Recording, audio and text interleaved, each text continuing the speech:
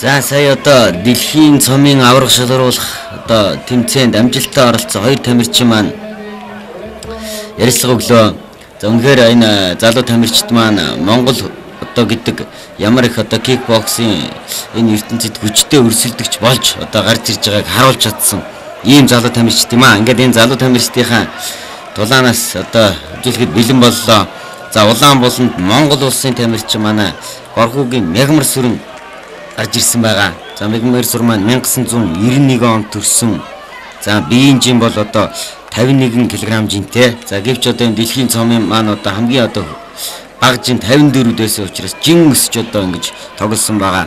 За энэ удаа түүний өрсөлдөгч нь Польш улсын одоо тамирчин байгаа.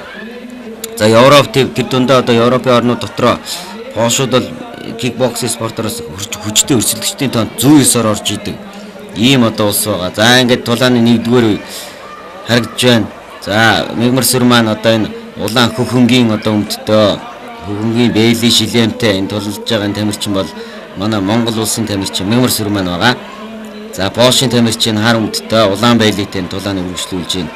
За одоо энэ маань кикбокс учраас энэ дөрмөндөө заавал одоо 8-аас баггүй удаа одоо оновчтой бөгөөд хүчтэй одоо өшөглөх техник хийх ёстой гэж заасан байдаг. За сая одоо баруун гарын шулуун цохилт их гоё оновчтой болсон харагдаж байна. За тэгээд Польшийн тамирчны хөлөө энэ цохилтуудыг харж байгаас өрсөлдөгч оруулах холын зайд одоо хөлөөрөө довтолж бас нэгэд маань довтлох одоо зайг нөхөхгүй. За тэгээд одоо Мягмар сүр маань сайхан хуурж байгаасаа гоё оноо авлаа да.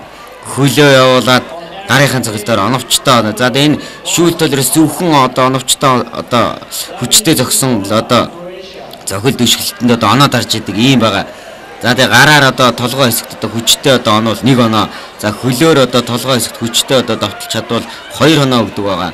За мөн хөлөөр одоо хүчтэй биеийн дунд хэсэгт довтлол одоо 1 оноо өгдөг ийм. За тэгээд энэ дэр урд гарын одоо хажуугийн цохилт маш оновчтой болж одоо тулааны нэгдүгээр үед одоо Монголын тамирчин, Польшийн тамирчин одоо хүн цохилтонд орууллаа. Одоо техникийн одоо дамгаа байдал гэж хэлж бод хүн цохилтонд оруулсан. Урд гарын хажуугийн цохилт маш одоо хүчтэй болсон. Тэгээ өөрөөсөө өндөр арга туршлагатай өөрөөсөө ах энэ тамирчинтай бол маш сайхан тоглосон байгаа. Эхний үед гараад ингээд за тэгээ дараалал одоо хүн цохилт автсан одоо энэ өрсөлдөх чадвар буурц үед одоо довтлогооноо одоо ширүүсгэж довтод тоглож जैन. Түрүүн бол одоо ажид тоглосон бол одоо үн цохилтын дараа довтлоод эхэллээ. За зүүн баруун 1 2 3 гээд гурвалсан одоо гарын цохилтууд дээр нь хөл гар бол одоо жигд одоо довтолж ингэж өгөх хэрэгтэй байгаа. За ямар ч байсан одоо нэгдүгээр үедэр бол мега маань бол хожих тодорхой болоо. Нэг үе одоо ингээд унгаачхад 2 руу яаж ийн гэсэн үгээ. Энэ маань одоо бүтэн 2 оноо өгж байгаа. Одоо онохт 1 оноо. Тийм. За ингээд одоо тулааны нэгдүгээр үед болсон оновчтой довтлогоноос харагдаж байна. За энэ дээр хөл урдгаар маш гоё болсон. За урд гарын хажуугийн цохилт заа удаашруулалт харагдаж маш оновчтой болсон.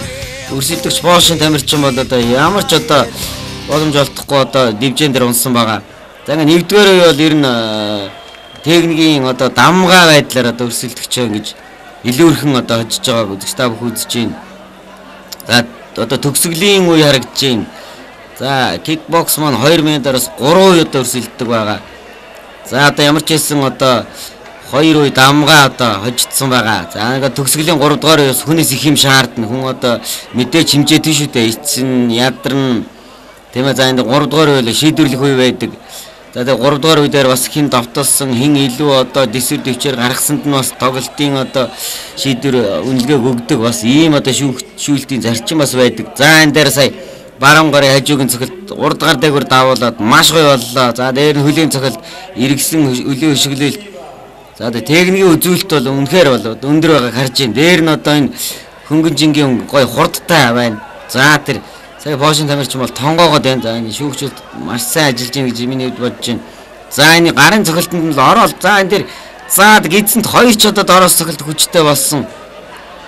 Ер нь Польшийн тамирчин бол гидсэндээ ер нь цохилт авсан да. Тэгээд энэ нэг зүйл анхааруулахад энэ бичлэг маань одоо миний сонирхчдын камераар бичсэн бичлэг учраас одоо яг одоо юу гэдгийг телевизийн бол одоо тэр юуг бол хангахгүй. За гэхдээ одоо өөрсдийнхөө боломжоор үзэж та бүхэндээ бичиж энэ бичлэгийг үзүүлж байгаа юм шүү.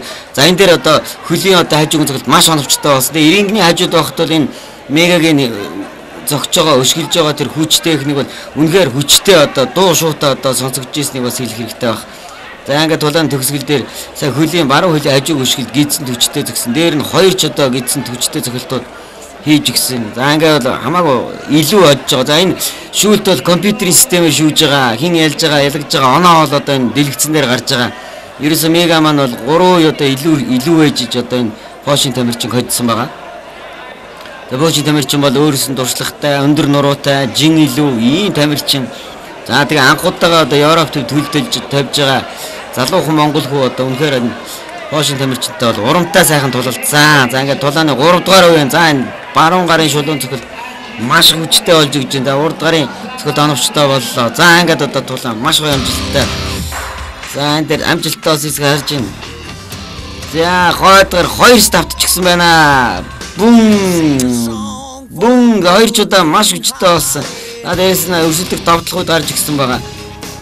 За энэ дээр баруун гарын 2 хажуугийн цохилт хоёулаа хүчтэйгээр нь өрсөлдөх цохилтонд орсон харагдаж байна. За энэ дээр яг эрүүнд биш чэйжэнд ч гэсэн хүчтэй очсон. Ер нь чэйжэнд цохол бас хүний ажиллах чадвар маш их буурдаг байгаа.